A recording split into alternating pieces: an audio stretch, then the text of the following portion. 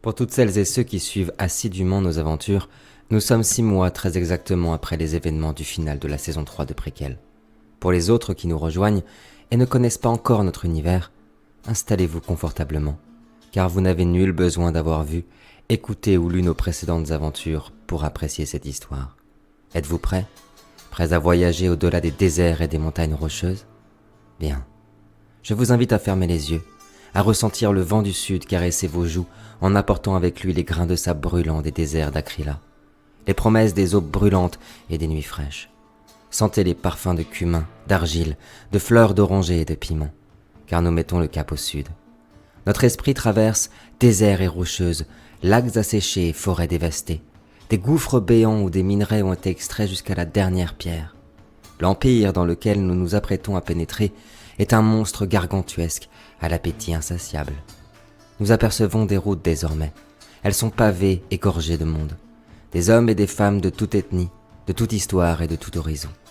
Ils portent des vêtements amples et des coiffes colorées pour se protéger du soleil qui, ici, est l'ennemi de la chair. Des convois gigantesques transportent des marchandises diverses, fruits, eau, minerais, pierres, bois, charbon.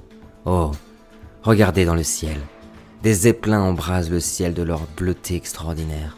Ces géants des cieux sont les gardiens des cités ruches, les sentinelles de l'Empire. Voilà de nouvelles odeurs maintenant, de nouvelles couleurs. Le ciel se gorge d'une teinte cuivrée et opaque. L'air y est saturé, chaud et âcre. Il nous est difficile de respirer convenablement maintenant. Des nappages de fumée noire provenant des industries nous étouffent. Nous sommes presque arrivés. Nous la voyons, la cité ruche d'Alhambra. Ces hautes murailles de pierre, d'acier et de zinc touchent la cime des nuages pollués. Des bâtiments d'une technicité et d'une modernité hors du commun s'élèvent jusqu'au royaume des dieux, qui sont bien impuissants face à l'industrie humaine. Nous entendons le brouhaha des machines. Cling, cling, les monstres de fer sont en pleine ferveur. Des étincelles proviennent jusqu'à nous. Cela sent le soufre, la poudre, le fer brûlant et hurlant, le charbon, l'ammoniac. La rumeur de l'immense cité nous parvient à son tour, étouffée parfois par les roulements métalliques des usines. 600 000 âmes vivent ici, survivent ici, dans la fournaise. La cité est à l'image des inégalités de l'Empire, de sa folie, de son appétit, de sa grandeur. Le sommet de la ville regorge de quartiers luxueux, de palais, de tours d'ivoire surmontés d'artefacts et d'horlogeries extraordinaires. Et plus nous nous engouffrons dans la cité, plus nous y plongeons et plus la misère se révèle, dans une absolue pauvreté. Nous traversons les usines de métallurgie, d'armement, puis les raffineries, les mines et les bas-fonds de la ruche. La lumière ne parvient pas jusqu'ici. Ici ça pue. L'acier, le charbon et la sueur. Les ruelles y sont impropres, gorgées de rats et de fumée opaque, ne pouvant s'échapper des profondeurs. Des milliers d'âmes y vivent entassées comme du bétail, les unes sur les autres, dans des cages de zinc et de tôle d'acier. La seule lumière ici est l'embrasement du fer dans les fourneaux, dans les gueules monstrueuses. Bienvenue à l'Alhambra, bienvenue dans l'empire de Nebenmer, bienvenue dans les bas-fonds de la ruche, là où aucune lumière ne parvient jamais. Nous sommes toujours sur Erde, un monde médiéval de châteaux et de rois. Mais ici, le temps s'est accéléré. Ici, la modernité a rongé la pierre, le fer, la chair et l'âme. Ici, la folie de l'industrie s'est emparée des hommes. Bonjour à toutes et à tous et bienvenue pour ce dernier one-shot de Préquel avant le retour de nos aventures et l'ultime saison de nos aventures Préquel. Nous nous trouvons dans l'Empire de Nebenmer, dans la cité ruche de l'Alhambra, dans ses bas-fonds pour être très exact, là où des centaines d'usines sont agglomérées. Notre regard est bousculé par cette frénésie, par ces braises, par ce feu, cette chaleur, cette odeur âcre. Et nous sommes noyés très vite dans une foule de badauds d'abord. Des centaines de personnes, il y a des gens partout ici. Ça fourmille, une vraie fourmilière. Nous bousculons quelques personnes. Certaines sont sur le trottoir, agonisant. Il y a une pauvreté ici qu'aucun mot ne peut décrire.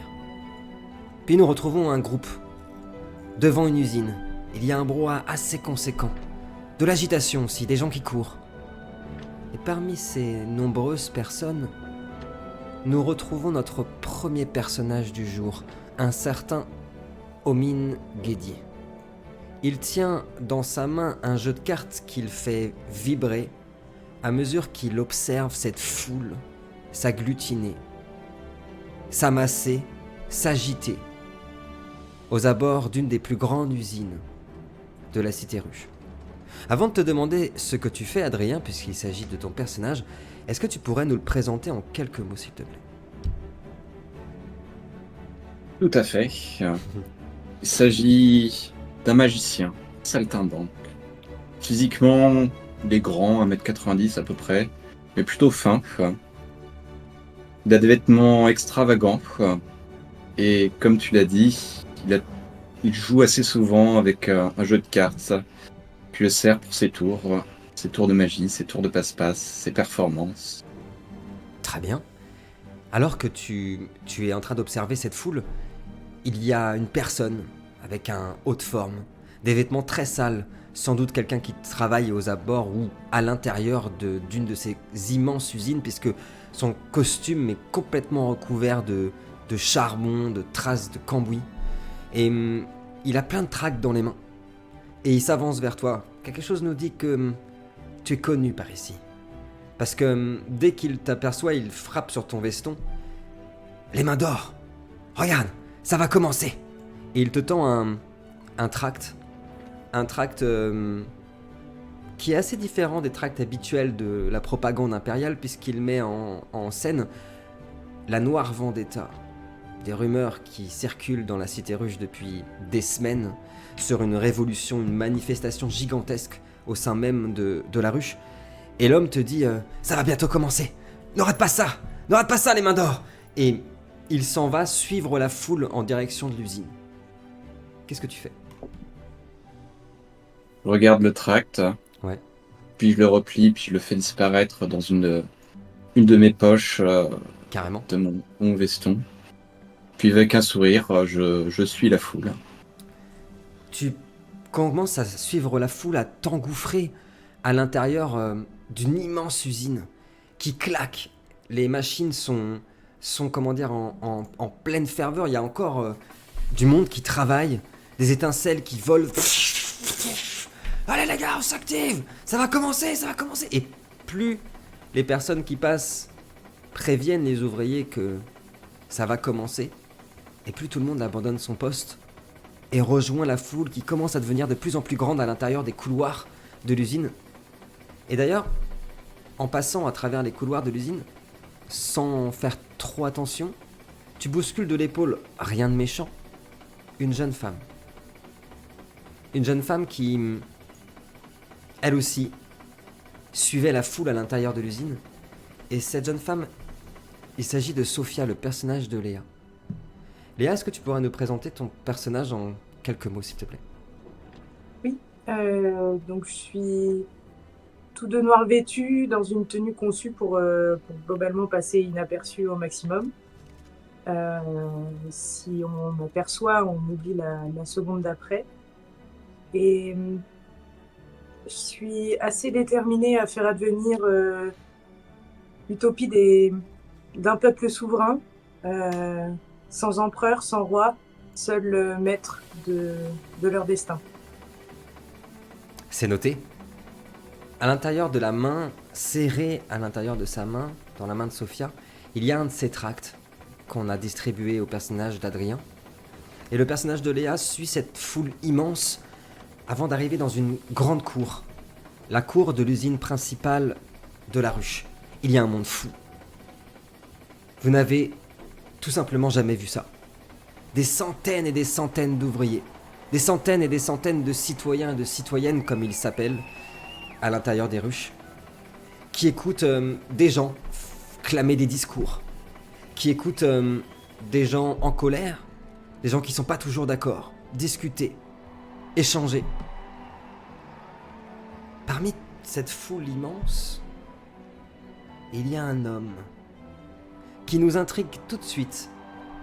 D'une part parce qu'il semble bien plus âgé que les autres, et d'ailleurs bien plus âgé que la moyenne des habitants de cette cité, on en reparlera, et qui observe bras croisés cette foule immense se réunir. Avec une certaine appréhension, nous l'avons remarqué. Il s'agit de Cornelius, le personnage de Lino.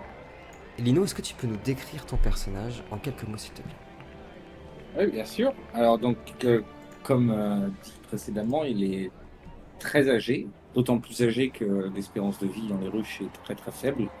Mais il a au moins 80 ans d'âge apparent, même s'il les a pas forcément en vrai, mais avec la fatigue et le poids des années et tout ce qu'il a vécu, il fait vraiment abîmé, cassé, il est un petit peu voûté.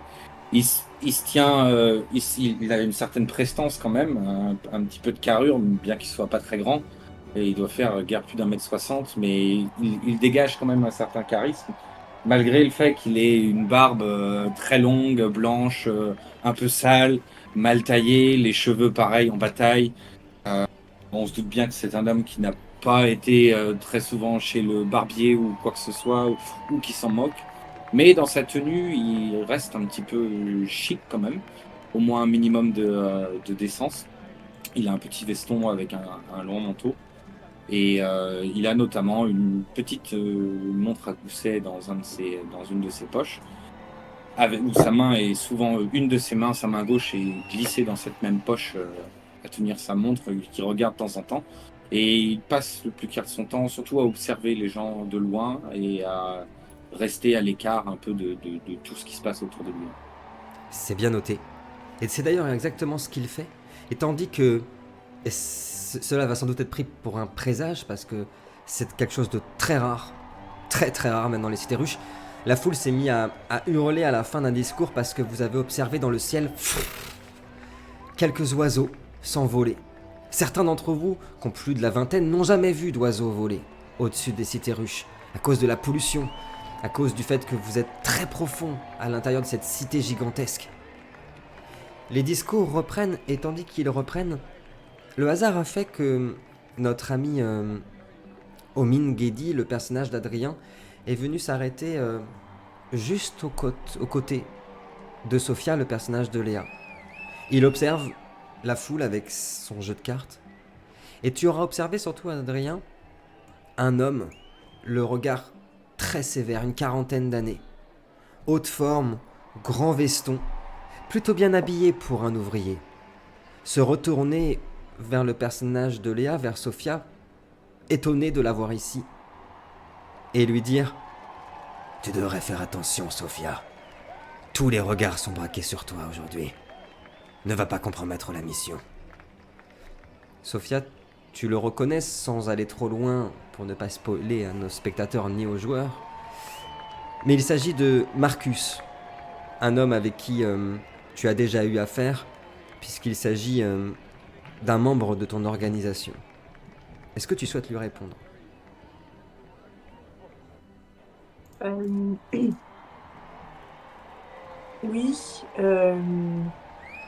Disons que je vais plutôt lui répondre de manière un peu imperceptible. Enfin, j'essaye de rester la plus discrète possible vis-à-vis du reste de la foule, et je lui lance un regard entendu, mais légèrement noir, l'air de dire je sais très bien ce que je fais et ce que j'ai à faire.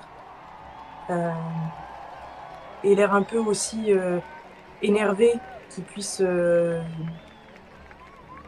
dévoiler de cette manière-là en pleine foule, quoi. Et j'en profite pour faire quelques pas de côté et me fondre un peu plus loin dans la foule. Et d'ailleurs, malgré l'extraordinaire capacité d'observation du personnage d'Adrien, Adrien, en quelques secondes, tu vas la perdre. Elle a disparu dans la foule. Est-ce que tu voulais intervenir, faire quelque chose de particulier, Adrien, avant que je dise qu'il se passe quelque chose ? Ou est-ce que tu les laisses parler ?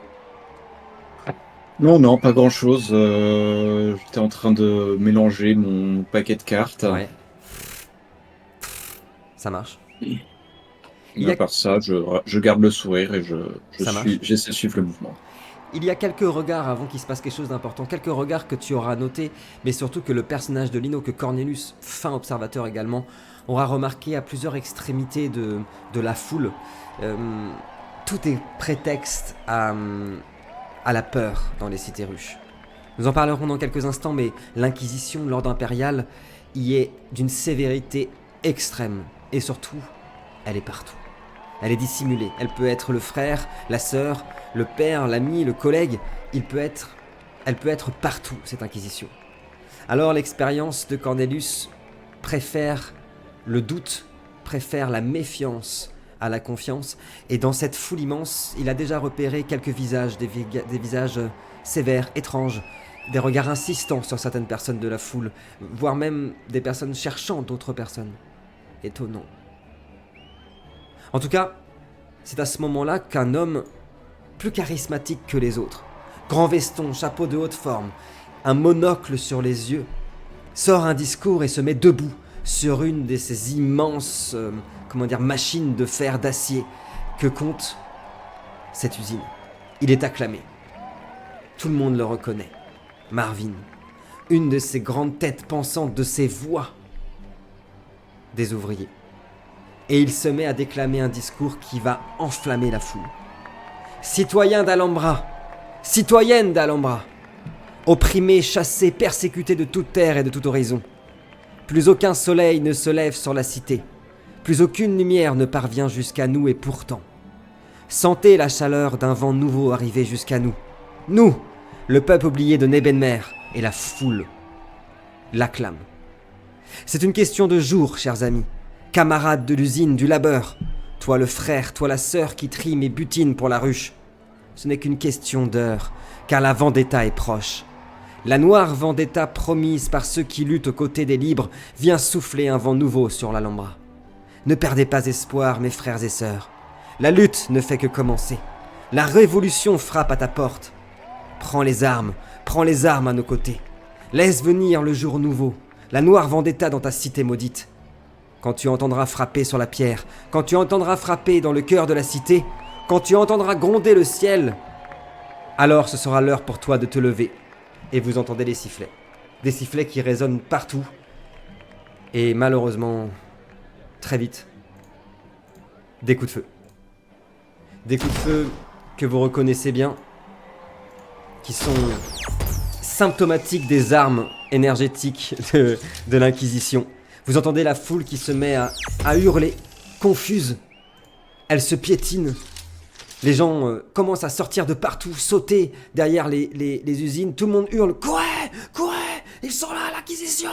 Léa, t'as vu quelqu'un passer à côté de toi qui semblait te reconnaître et courir vers toi. Et tu vois son crâne qui explose et son sang qui arrive jusqu'à toi.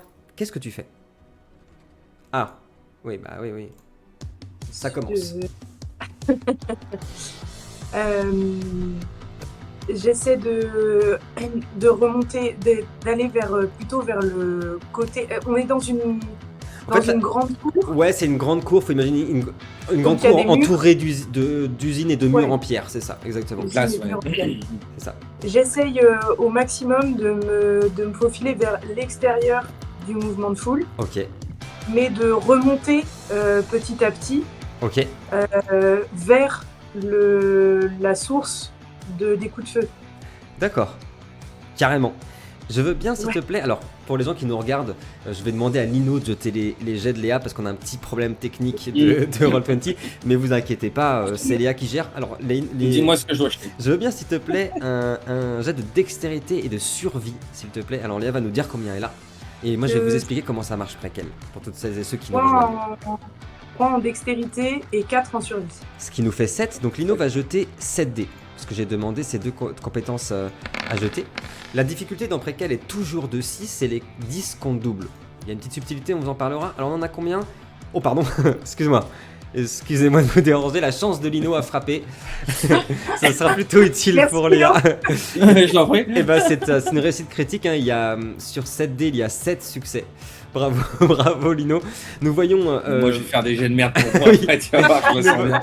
Nous voyons Léa qui commence à partir en effet, à s'échapper. Vous voyez, on la voit sauter par-dessus une barricade en zinc, mais avec une dextérité. En quelques secondes, elle disparaît puis réapparaît un peu plus loin. On revient vers toi dans quelques secondes, Sophia. Lino, tu vois tout ce monde, cette foule qui s'agglutine. Tu vois quelqu'un, un jeune homme d'une vingtaine d'années, tomber à tes pieds, se faire piétiner. Cette centaine de personnes est prise au piège. Qu'est-ce que tu fais? Oui, vous n'avez pas encore rencontré le personnage de Kevin. Je ne vous spoil pas, mais tout à l'heure il sourit. Parce qu'il sait à peu près ce qui va se passer. Lino, je t'écoute, qu'est-ce que tu fais? Je vais simplement essayer de m'effacer dans une petite ruelle ou sous un porche ou quelque chose comme ça, juste m'éloigner de la rue le plus vite possible. Ouais. Mais j'aimerais quand même avoir un visuel sur ce qui se passe dans le couloir, sur la place, quoi. D'accord, Dans le couloir, carrément. dans la ruelle.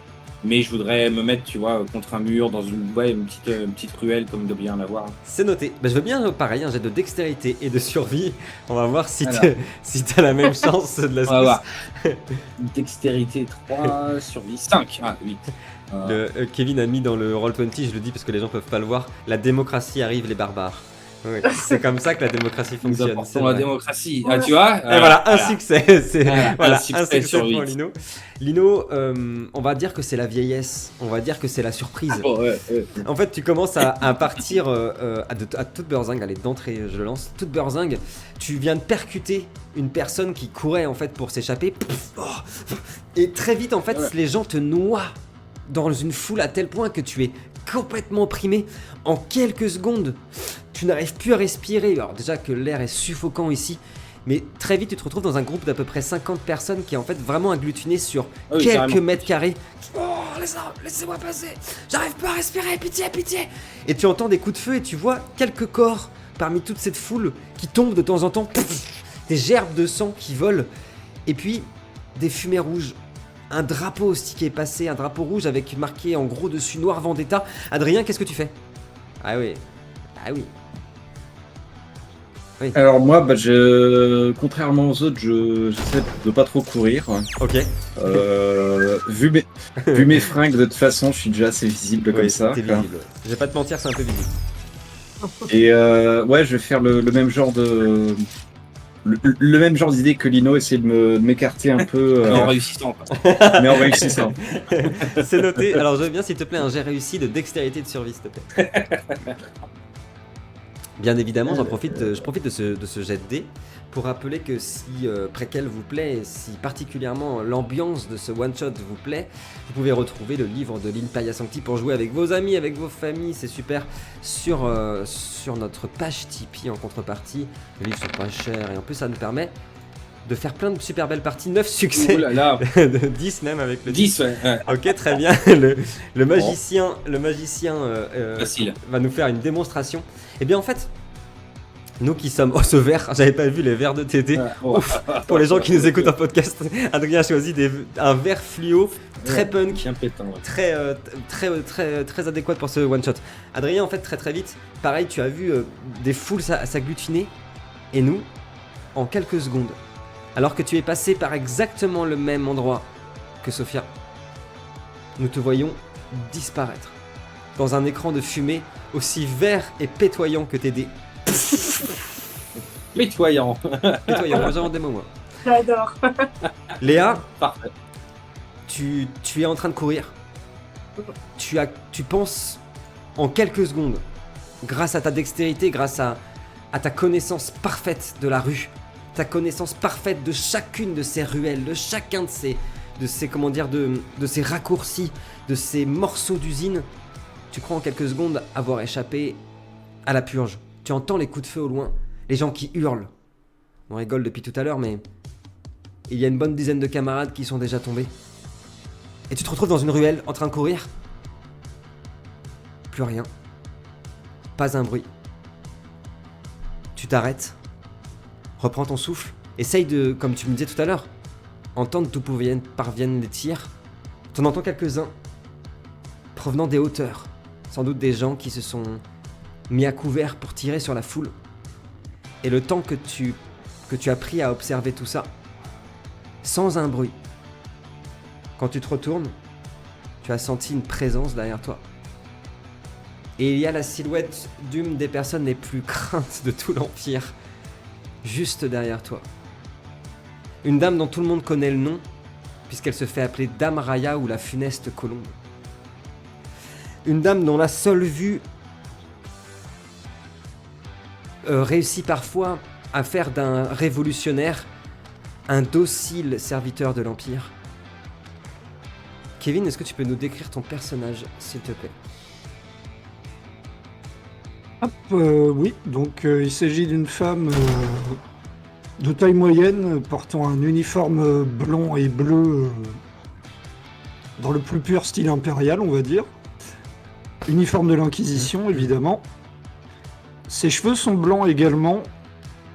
Et le truc qui déstabilise les gens, en principe, c'est qu'elle a un regard assez bizarre. En fait, ses yeux ont une sorte de couleur violet, mais qui arrête pas de ondoyer, de...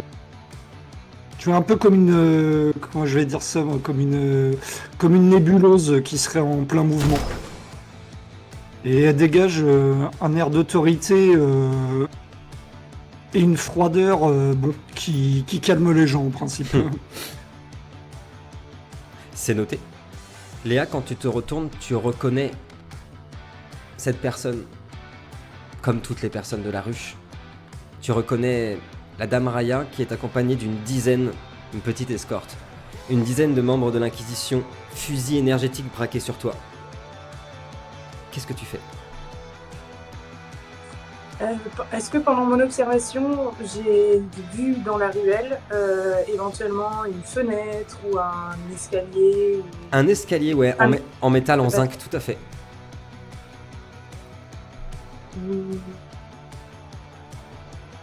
Eh ben, je vais décider de tenter de m'échapper par l'escalier. Ouais.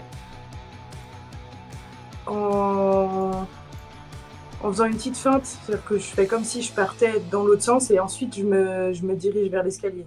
C'est noté. Comme ça, j'essaye de dévier les tirs, le temps de pouvoir grimper à l'escalier. Je veux bien, s'il te plaît, un exploit de dextérité. Donc c'est Lino qui va nous le jeter, mais il me semble que tu avais Lino Oui, tu avais 3, c'est ça que tu avais dit tout à l'heure. Lino, alors, tu as bien, Je suis là. t'as bien commencé l'histoire, et puis je demanderai... Ah non.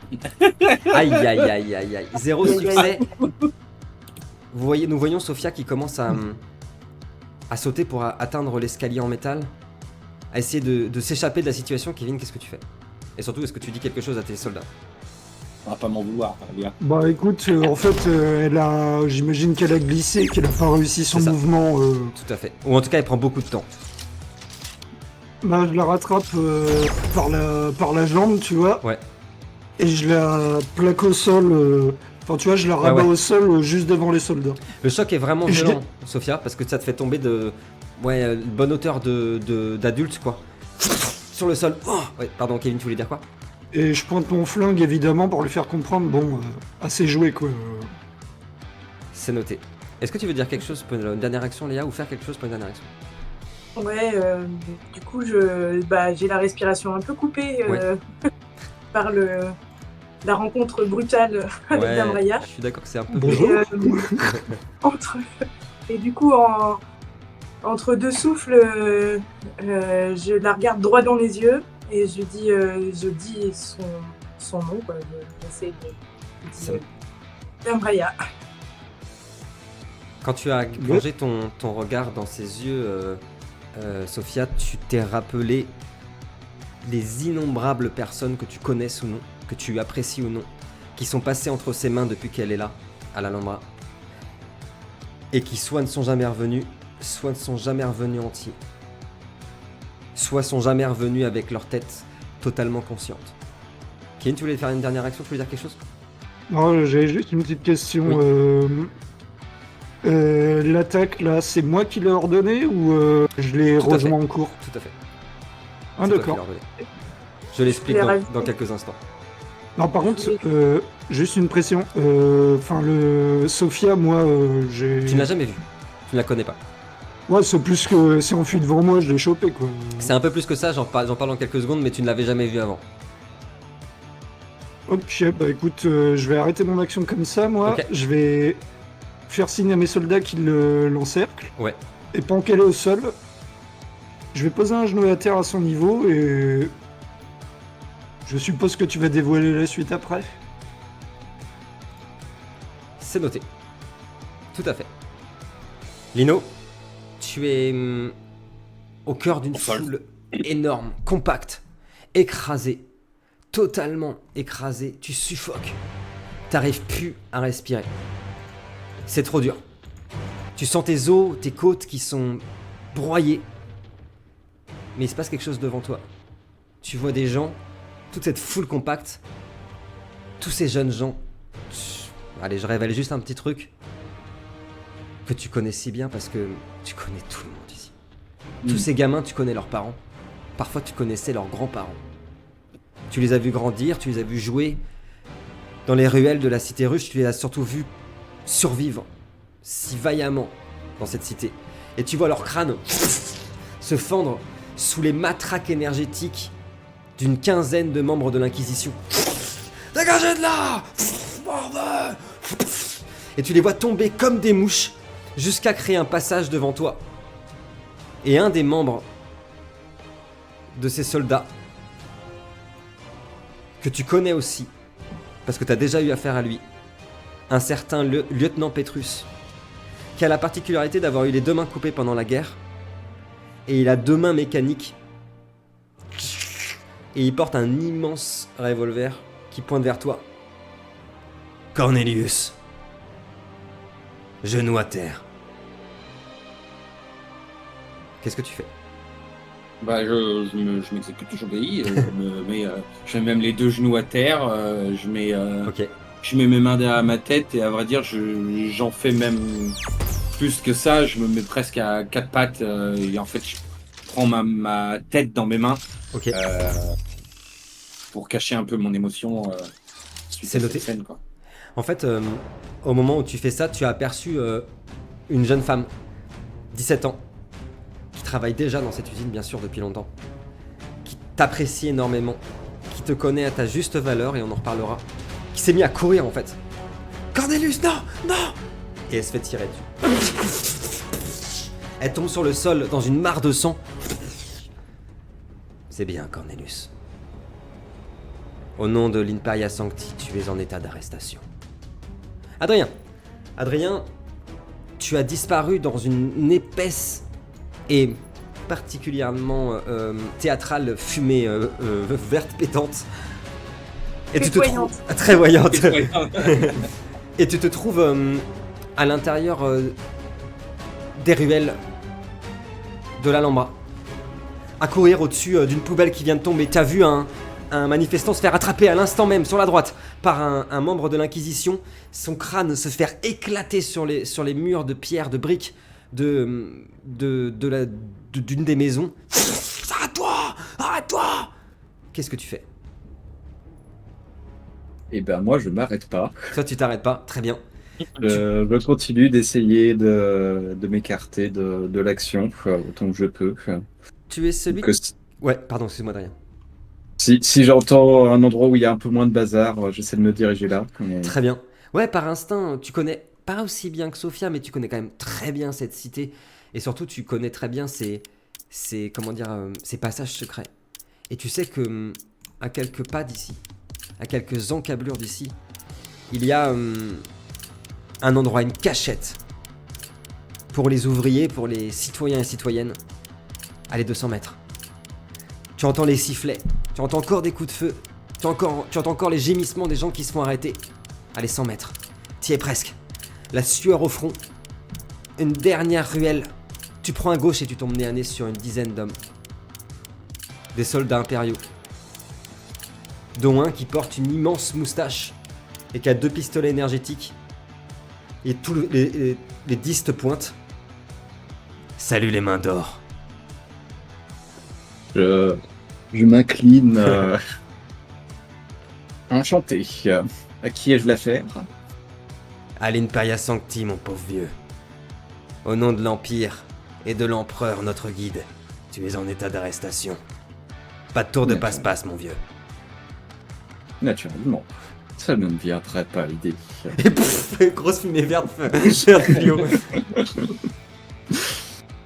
Notre regard s'éloigne de cette ruelle, prend de la hauteur pour arriver jusqu'au sommet de la cité, où on y voit pas mal d'explosions, des cris surtout, des coups de feu, et puis tout s'estompe.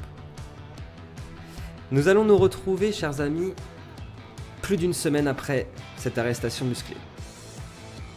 Pendant plus d'une semaine, vous serez resté dans le QG de Dame Raya pour des interrogatoires privés, vous ne vous êtes jamais rencontrés, et particulièrement musclés.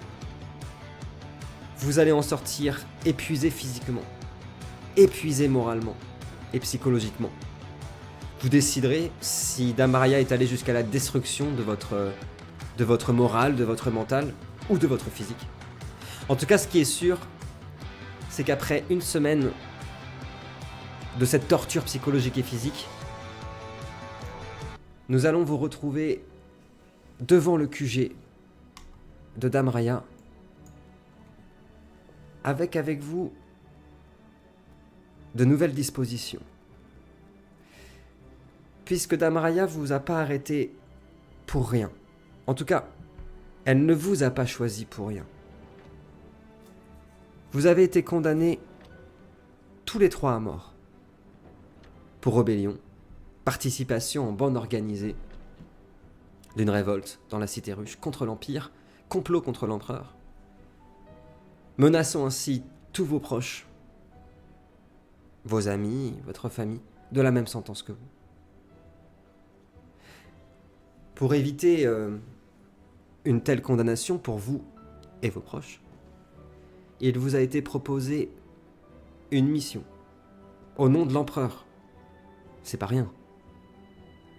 Celle d'accompagner Dame Raya dans les profondeurs de la cité ruche pour résoudre un mystère au cœur de celle-ci. C'est tout ce que vous savez.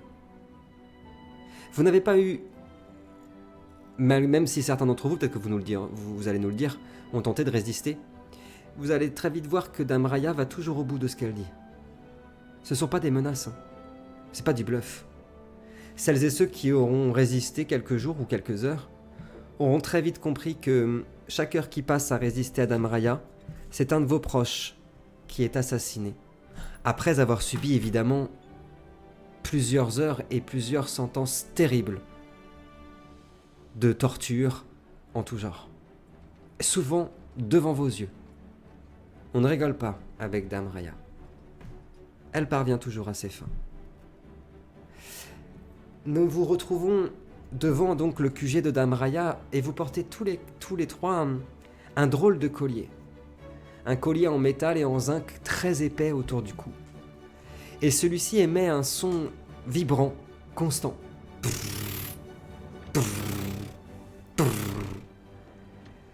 Un collier qui permet à Dame Raya, si elle l'en juge bon, de vous exécuter en 1 seconde.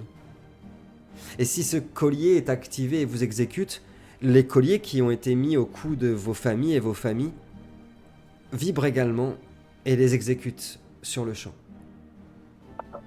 Voilà une des raisons pour lesquelles souvent dans l'Empire on obéit. Pas le choix.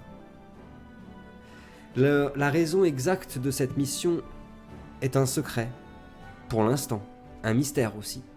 Tout ce que vous savez, c'est que Dame Raya a besoin de petits gens méprisants comme vous.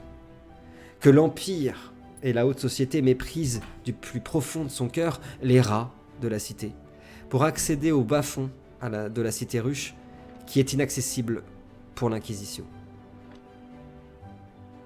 Vous êtes devant le QG. Dame Raya n'est pas encore arrivée, mais autour de vous tout de même. Le lieutenant Petrus vous accompagne pour s'assurer que tout se passera bien.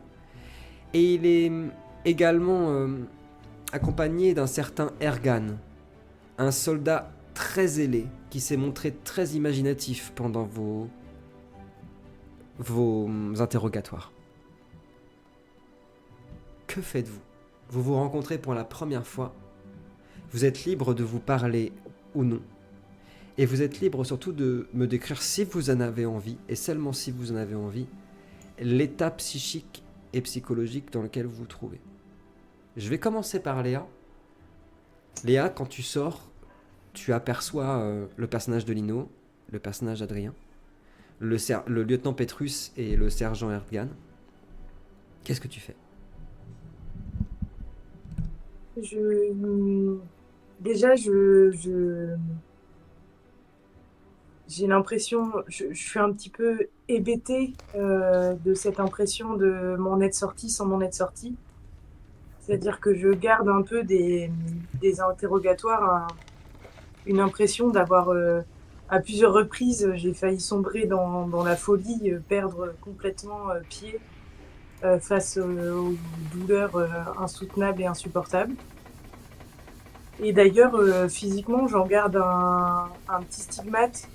J'ai mes doigts de pied à gauche qui ont été brisés à plusieurs reprises et donc je boite très légèrement. Carrément, c'est noté. Et je prends conscience aussi petit à petit de mon collier. Je sais ce que ça représente. Et je me sens très en colère et très inutile quelque part. Enfin, j'ai un sentiment d'impuissance qui alimente ma colère. Et je me tourne vers mes compagnons et j'essaye juste en les observant, c'est pas trop c'est juste par comment dire, un peu élan naturel de voir dans quel état ils sont en fait. Ouais. C'est noté, merci beaucoup Léa pour cette intervention. Avant que je prends dans l'ordre, donc je demande à Lino une réponse à cette interrogation. Une immense machine passe dans les ruelles, une machine appartenant à l'Inquisition. Vous les appelez les araignées ou les araignées spectrales, ce sont d'immenses machines qui dépassent aisément les 8-10 mètres et qui appellent à l'ordre toute la foule immense de travailleurs. La nuit est en train de tomber. Qu'est-ce que ça change ? Il n'y a jamais de lumière dans les bas-fonds. Il n'y a jamais de lumière là où vous vivez. Mais cette araignée spectrale scande un refrain en boucle. À tous les citoyens et citoyennes de la cité ruche de l'Alhambra, le couvre-feu commencera dans 15 minutes. Toute personne qui se trouvera dehors sera suspectée de trahison contre l'empereur et exécutée. Lino, il y a le personnage de Léa, Sophia, qui t'a regardé. Toutes les interrogations qu'elle nous a décrites dans ses yeux. Dans quel état tu te trouves et qu'est-ce que tu fais ? En fait, bon, sans dire que je me sens bien, ce serait mentir, mais lors de ces séances de torture, etc., j'ai même pas cherché à résister en fait. C'est pas la première fois que j'y passe, avec ou sans raison d'ailleurs. Et en fait, au fil des années, j'ai développé un peu une sorte de fatalisme en fait. De toute façon, ça sert à rien de résister ni même de chercher puisqu'on n'aura pas le dernier mot. Et je suis, comment dire, intérieurement, je sais très bien que tout cet empire va s'effondrer de lui-même. Donc en fait, c'est ça qui m'aide à tenir quelque part. Donc je prends sur moi, mais je suis pas effondré ni abattu. Je suis peiné profondément par mes proches qui ont été tués, etc. Mais je suis pas, j'ai encore pleine possession de mes esprits parce que j'ai l'avantage ou l'inconvénient d'avoir l'âge de mon côté, qui fait que c'est pas la première fois pour moi, ce sera probablement pas la dernière, enfin du moins peut-être une des dernières, parce que je tiendrai plus longtemps, mais donc en fait je prends ça avec un peu de recul et tu sais, un peu de flegme, et je vais simplement m'approcher de Sophia, que moi je ne connais pas, ou du moins je la connais de vue, quoi, mais... tu peux nous le dire, est-ce que tu l'as déjà vu ? Je l'ai probablement vu, parce que j'ai vu un peu tout le monde, mais je lui ai pas vraiment parlé, elle côtoie des gens que je connais, qui connaissent d'autres gens qui sont proches de moi, comme un peu tout le monde ici. Et moi, je considère un peu tous les habitants des bas-fonds comme, tu sais, mes neveux ou mes petits-enfants, si tu veux. Donc, ça me fait toujours de la peine de les voir comme ça. Et j'essaye, comme je peux, d'insuffler un peu d'espoir. Donc, je vais simplement m'approcher de Sophia et puis juste lui poser une main sur l'épaule. Et puis même si rien besoin de dire, mais juste dans mon regard, essayer d'être rassurant, d'apporter un peu de réconfort et de chaleur. Je vais juste dire, ce sera pas la dernière fois. Faut s'habituer. C'est noté, Lino. Tu as dit quelque chose d'important avant que Léa me dise et répondre. C'est le fatalisme qu'on va vite redécouvrir dans ce one shot de toutes ces populations qui sont certes gigantesques, mais qui sont matées physiquement, psychologiquement, moralement, tout ce que vous voulez, par en effet une main de fer qui est si puissante, une armada impériale si puissante, si énorme, qu'en effet, l'espoir n'est souvent pas permis. Léa, est-ce que tu veux répondre à Cornelius ? T'es pas obligé. Non, sans rien dire, je soutiens son regard et j'ai les larmes qui commencent à monter, qui représentent toute la colère, la tristesse, l'appréhension de la suite, la peur de tout ça, C'est noté. tout ce qui va se passer. Voilà. Adrien, tu viens également, Omin Ghedi, tu viens également de sortir du QG. Dans quel état tu te trouves et qu'est-ce que tu fais? Moi, je suis niveau mental, c'est assez compliqué. Ouais. Parce que j'ai vécu des trucs assez durs par mon passé, mais jamais à ce point-là. Ok. Donc à la fois j'ai peur et je suis en colère, très en colère. Je tremblote un peu, donc du coup, je joue un peu avec mon jeu de cartes que je viens de récupérer. Et une fois que je me suis un peu recomposé, je me rapproche de Cornelius et de Sophia. Ouais. Et je me présente. C'est- Bonjour, je suis Omin Ghedi. Puis je leur tends le jeu de cartes, face cachée, Ouais.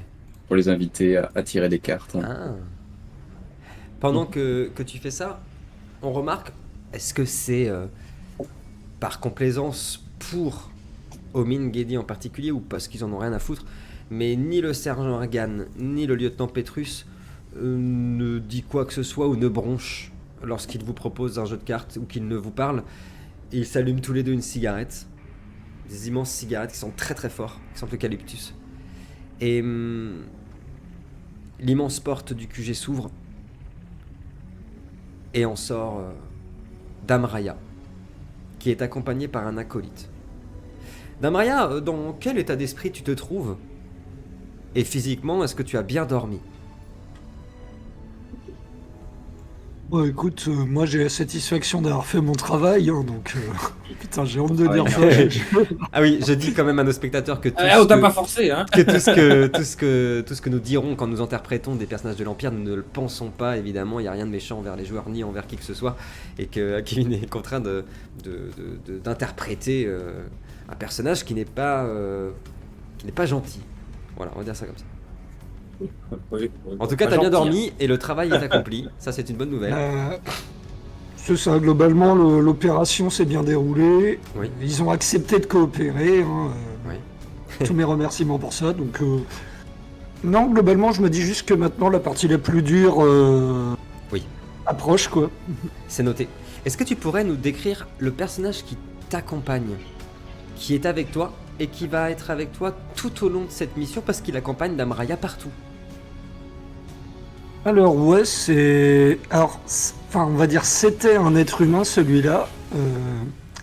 Parce que, bon, il est passé entre les mains de l'ordre mécanique et disons que maintenant, on est plus sur un espèce de cyborg assez dégueulasse. Pour ceux qui connaissent l'univers de Warhammer 40 000, une sorte de serviteur. Voilà, une espèce d'hybride machine-humain. Sachant qu'il est bourré d'implants qui lui inflige une souffrance intolérable en permanence. Et qu'il est parfaitement conscient de tout ce qu'il vit, mais il n'a aucun libre arbitre. C'est une Et belle- pour un petit belle info, image de c'est l'Empire, pas, ce garçon. Pour une petite info, certains le connaîtront peut-être l'histoire de ce personnage ou pas. Hein. Ce personnage qu'on appellera Raphaël, c'est un terroriste qui a tenté de tuer l'empereur pendant une représentation en fait. C'est Raya qui l'a arrêté et au lieu de le tuer, elle a décidé qu'il servirait l'Empire, mais de cette manière. Raphaël, quand il est sorti, parce que Raphaël est conscient, il ne peut pas parler, il n'a pas de libre arbitre, ça c'est évident, mais il est conscient. La première chose qu'il a fait, tout en inspirant, et c'est très impressionnant, parce que la machine qui lui sert de poumon et de gorge aspire l'air, et l'air est tellement pollué dehors qu'on aperçoit ce nappage de fumée opaque et très oppressant pénétrer à l'intérieur de sa gorge. Et vous avez vu ces deux yeux qui ont été remplacés par des espèces de lunettes astronomiques qui font des petites lumières se plonger directement sur le personnage de Sophia. Puis il a regardé Dame Raya, s'est ravisé et à baisser la tête en regardant ses pieds. Un autre personnage sort à l'instant même où Dame Raya arrive. Il s'agit d'un membre de l'Inquisition. Dans toute la splendeur et la, comment dire, le spectacle de cette, de l'Inquisition, ce personnage porte des lunettes qui ont été trafiquées par l'ordre mécanique, qui permet à peu près le même pouvoir qu'Aurora, donc de percevoir les âmes, etc. Il a 2 mains mécaniques et plein d'instruments autour du cou qui n'arrêtent pas de bouger, des artefacts, et qui cliquent. Et il sort un parchemin assez grand qu'il déplie. Au nom de l'empereur Galéade, père de l'humanité, de l'Imperia Sancti, du gouverneur d'Alhambra et de l'ordre inquisitionnel impérial, vous êtes condamnés à mort par pendaison. La sentence s'appliquera à chacun d'entre vous, ainsi qu'à vos proches, amis, famille, à qui vous avez jeté la disgrâce et la honte de la trahison. L'œil de l'empereur est désormais sur vous. Dans sa grâce implacable, l'empereur, Dieu soit loué, vous tend la main et aussi vous accorde son pardon. Si vous menez à bien la mission qu'il vous a personnellement attribuée, alors votre condamnation sera allégée. Qu'il en soit fait selon sa volonté. Gloire à l'empereur, gloire à Nebenmer, gloire à l'Imperia Sancti. Et il déplie le parchemin, le fout dans sa tunique et fait demi-tour. Ouais, Kevin, tu voulais dire quelque chose ? Non. Non, pas du tout. C'est noté. Vous voyez petit à petit la foule gigantesque qui s'éloigne, qui vide les ruelles de la cité ruche. Et le lieutenant Petrus, qui agite ses 2 énormes mains métalliques pour vous impressionner, jette sa clope, crache par terre, fait une révérence à Dame Raya, sa supérieure, et dit « Vous êtes sûr que c'est une bonne idée de suivre ces rats ?» Il chuchote bien sûr. « De suivre ces rats dans les bas-fonds. N'y a-t-il Pour pas d'autre commencer, choix ?» Je vais le fixer droit dans les yeux et lui... Pourquoi parler à voix basse, sergent? Adressez-vous à moi clairement. Il se racle la gorge, regarde tout le monde. On a vu que Raphaël d'ailleurs a pointé ses 2 espèces de lunettes sur lui. Excusez-moi, Dame Raya. Je disais, nous sommes enfin prêts pour rejoindre les bas-fonds. Et j'espère que ces rats qui nous servent de guide ne nous trahiront pas. Et si l'un d'eux tentait quoi que ce soit contre vous, Dame Raya, je peux vous assurer... Ah, cette terre est horrible. Et vous voyez qu'il commence à saliver à cause de... Il n'est pas habitué, lui, il vit dans les hauts quartiers. J'espère que ils ne tenteront rien, et si tel est le cas, sachez bien, Dame Raya, que je serai le premier à intervenir pour écraser leur crâne sous vos pieds. Moi, je constate son inconfort et je lui montre justement nos invités. Je lui dis, voilà pourquoi nous les prenons avec nous. J'ai besoin de personnes qui connaissent le coin, qui savent parfaitement comment fonctionnent les choses ici. Et je pense que j'ai tapé dans le haut du panier avec eux. Du moins si les renseignements sont bons. Et je fais un sourire aux mines que j'ai déjà... On s'est déjà croisés plusieurs fois. C'est noté. Vous avez, chers amis, le lieutenant Petrus et le sergent Ergan, tandis que Dame Raya se met en marche, qui vous sortent leurs flingues et appuient sur votre dos pour vous faire avancer. Bien. Menez-nous là où vous habitez, dans votre trou à rats. On vous suit. Que faites-vous ? Je vais faire une remarque Ouais. qui se calme un peu avec ça. Parce que là, ça va parce qu'on est devant le QG de l'Inquisition. Mais dès lors qu'on va arriver en bas, ce genre de discours, tu vois, ça peut nous... C'est noté. Ça peut porter préjudice. Ouais, je voudrais rajouter une couche d'ailleurs et dire je t'ai déjà dit, Petrus, pendant toute cette semaine, si t'as besoin de savoir quelque chose ou de demander quelque chose, t'as juste à le demander gentiment. Il est... C'est pas avec un pistolet comme ça qu'on ira plus vite ou qu'on t'obéira plus.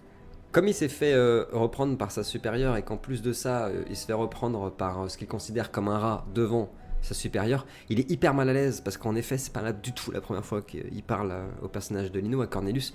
Et en plus, mais ça c'est entre nous, hein, le personnage de Kevin ne le sait pas, il l'apprécie bien parce que Cornelius est hyper sympathique. Donc il est super mal à l'aise parce qu'il voulait faire un peu le fier, un peu le zélé. Ouais.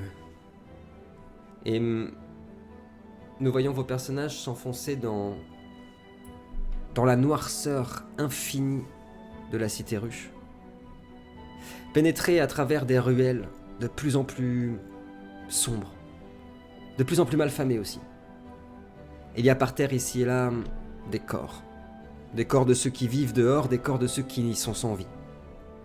Des enfants, des adultes, quelques vieillards, plus rares encore que l'or. Car ici, on ne vit jamais très longtemps. Car ici, avoir plus de 30 ans, c'est déjà un luxe. Ou bien, ces gens qui n'ont plus de vie dans leur corps, ces gens qui sont passés dans l'autre monde, sont les vrais bénis de la cité ruche d'Alhambra, parce qu'ils n'ont plus à souffrir. Des innombrables souffrances des hommes et des femmes de la cité ruche de l'Alhambra. À la semaine prochaine. Écran noir.